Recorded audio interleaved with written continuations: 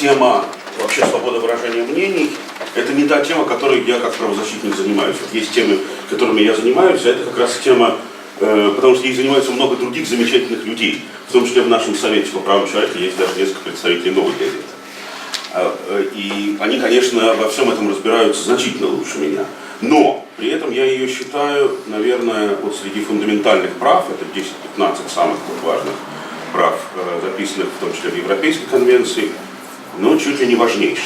Потому что там, где нет выражения мнений, там, собственно, практически все остальные свободы становятся еще более хрупкими, а защита даже таких самых важных фундаментальных свобод, как, там, допустим, защита от пыток или защита от несправедливого правосудия, становится тоже крайне зыбкой. А вот сейчас, кстати, идет как раз в эту минуту суд над Юрием Дмитриевым в Петрозаводске. И я глубоко убежден, что если бы не свободные, еще оставшиеся свободными СМИ в России, его судьба бы сейчас была ужасна. Я не буду пересказывать это дело, вы откроете любой сайт, найдете, довольно много об этом писала «Новая газета» и так далее. Вот, поэтому сама свобода выражения... Одно слово тогда скажу. Конечно, про Дмитрия. Сейчас вот еще приговор, там находится, мы вчера прислали к нему нашего обозревателя, писателя Диму Быкова, к Дмитриеву. Они провели такой писательский вечер перед приговором, а сейчас вот передают из зала суда, что еще нет, еще читают. Еще читают, да? Да, поэтому как только сообщат, я так тут же, извини, прерву. Конечно, сразу. Ну, раз начали читать, там же уже, значит, обвинительный, да? Нет, это не именно. Нет? Там же вначале... Нет. Там в закрытом режиме, там еще никто ничего не понимает. Да.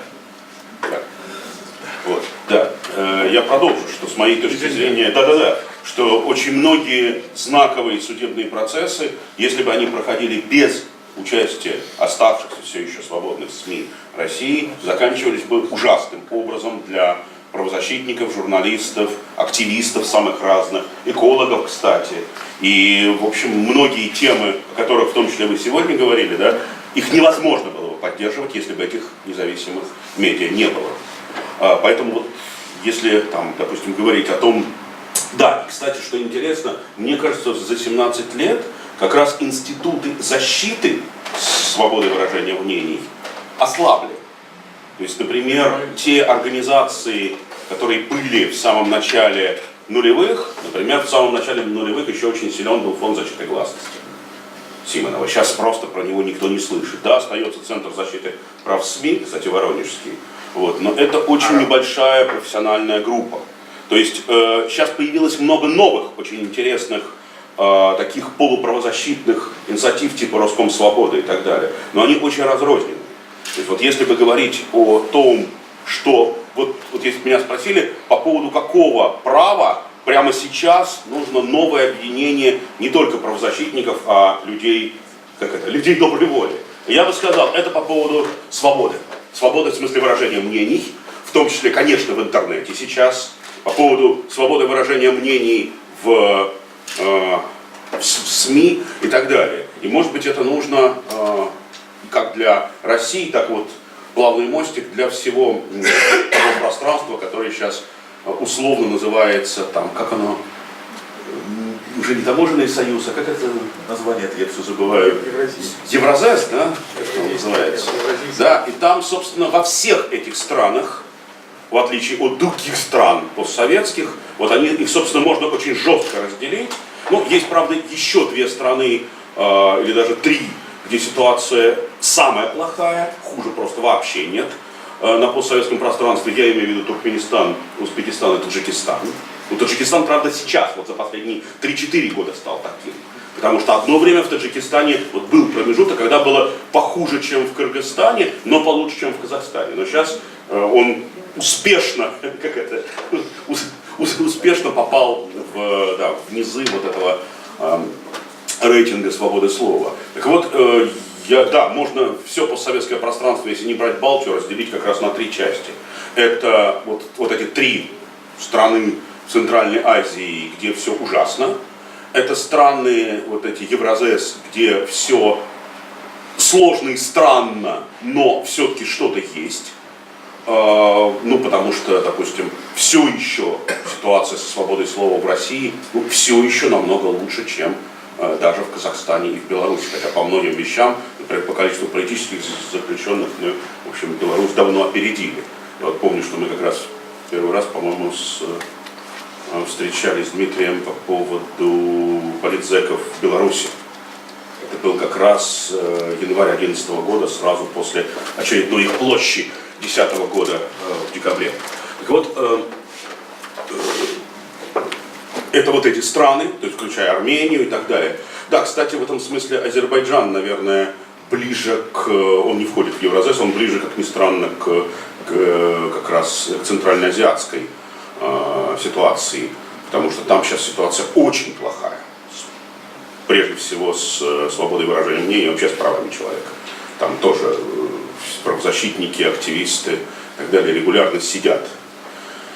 Вот, или вынуждены эмигрировать. Вот. Итак, вот в промежутке находятся страны Евразес, и, конечно, ситуация получше, но когда я говорю получше, она далека от идеального, и там другие просто проблемы, но все-таки получше это Украина, Молдова, Грузия. То есть это страны, где ситуация именно со свободой слова, подчеркиваю, я сейчас говорю про это, да, про нашу тему, она получше. Это не значит, что, например, там проще ситуация, например, в отношениях между редакциями и собственниками.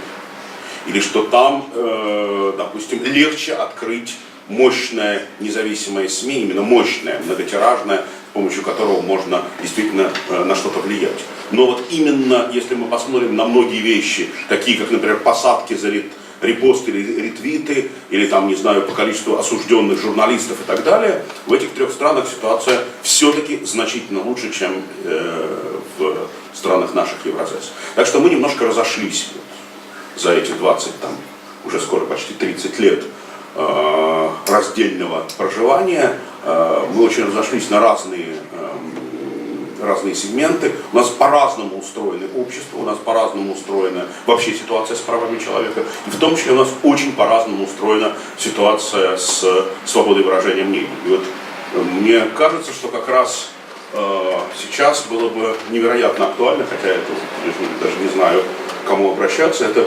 объединение условно журналистских сообществ и правозащитников именно на территории Евразес. То есть вот это пространство, где формально тоже объявлено обмен, там, не знаю, капиталами, людьми и так далее, товарами и так далее, здесь обмен свободой слова, скажем так, мы отстаем в правозащитном обмене очень сильно от, собственно, государств и всяких правоохранителей, которые здесь обмениваются друг с другом намного лучше дурными практиками подавления свободы. А мы не успеваем обмениваться практиками защиты свободы. Вот я бы так очень кратко характеризовал эту ситуацию. Ну и Киргизия, вот так. Киргизию, Да, но тоже Кыргызстан, она относится к Евразес, безусловно.